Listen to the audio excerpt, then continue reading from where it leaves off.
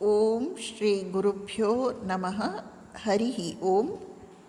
ಶ್ರೀಮಾತೆ ಶ್ರೀ ಶಾರದಾ ದೇವಿಯವರು ಸಾಧನೆಗೆ ಸಂಬಂಧಿಸಿದಂತೆ ಕೆಲವು ಮಾತುಗಳನ್ನು ಈ ರೀತಿ ಹೇಳುತ್ತಾರೆ.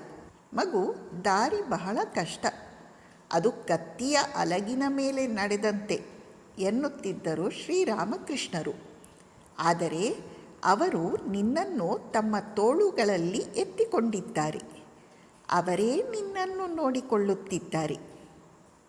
ಮಗು, ಸುಮ್ಮನೆ ಭಗವಂತನಿಗೆ ಶರಣಾಗಿ ಬಿಡು. ಅವನ ಕೃಪೆಯನ್ನು ನೀನೇ ಅನುಭವಿಸುವೆ. ನೋಡು ಮಗು, ಭಗವಂತನಿಗೆ ಶರಣಾಗಿ ಆತನ ಇಚ್ಛೆಗಾಗಿ ಕಾಯುತ್ತಿರಬೇಕು. ಆಗ ಮಾತ್ರ ಅವನ ಕೃಪೆ ಸಿಗುತ್ತದೆ. ನಿಷ್ಠೆಯಿಂದ ಸಾಧನೆ ಮಾಡಿದಷ್ಟೂ ಬೇಗ ದೇವರನ್ನು ಪಡೆಯಬಹುದು.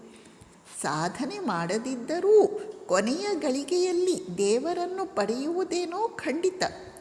ಆದರೆ ಯಾವುದೇ ಸಾಧನೆ ಮಾಡದೆ ಸುಮ್ಮನೆ ಗಲಾಟೆ ಎಬ್ಬಿಸುವ ಮನುಷ್ಯ ಬಹಳ ಕಾಲ ತೆಗೆದುಕೊಳ್ಳುತ್ತಾನೆ. ನೋಡು, ಜ್ಞಾನದ ಬಗ್ಗೆ ಕೇವಲ ಚಿಂತನೆ ಮಾಡುವುದರಿಂದ, ಚರ್ಚೆ ಮಾಡುವುದರಿಂದ ಜ್ಞಾನ ಉಂಟಾಗುವುದಿಲ್ಲ. ಸಾಧನೆ ಮಾಡಬೇಕು.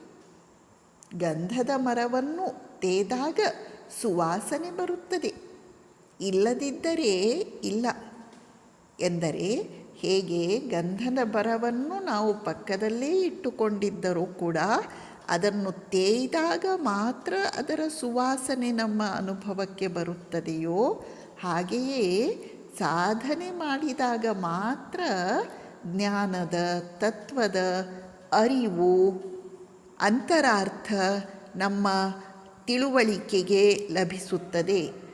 ಇಲ್ಲದೆ ಕೇವಲ ಚಿಂತನೆ ಮಾಡುವುದರಿಂದ, ಕೇವಲ ಚರ್ಚೆ ಮಾಡುವುದರಿಂದ, ಕೇವಲ ಓದುವುದರಿಂದ ಜ್ಞಾನ ಪ್ರಾಪ್ತಿ ಆಗುವುದಿಲ್ಲ. ಶ್ರೀಮಾತೆಯವರು ಮುಂದುವರಿಸುತ್ತಾರೆ, ಪ್ರತಿದಿನ ಕಡಿಮೆ ಎಂದರೆ 10,000-15,000 ಜಪ ಮಾಡು. ಆಗ ನಿನಗೆ ಏನಾದರೂ ಸಿಗುತ್ತದೆಯೋ ಇಲ್ಲವೋ ಎಂಬುದನ್ನು ನಾನು ನೋಡುತ್ತೇನೆ.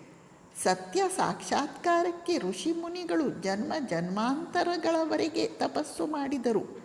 ಅಂಥದ್ದನ್ನು ನೀವು ಇಷ್ಟು ಸುಲಭವಾಗಿ ಪಡೆಯಬೇಕೆಂದು ಬಯಸುವಿರಲ್ಲ. ಪ್ರತಿಯೊಬ್ಬರೂ ಬಂದು ಕೃಪೆ ಕೃಪೆ ಎನ್ನುತ್ತಾರೆ.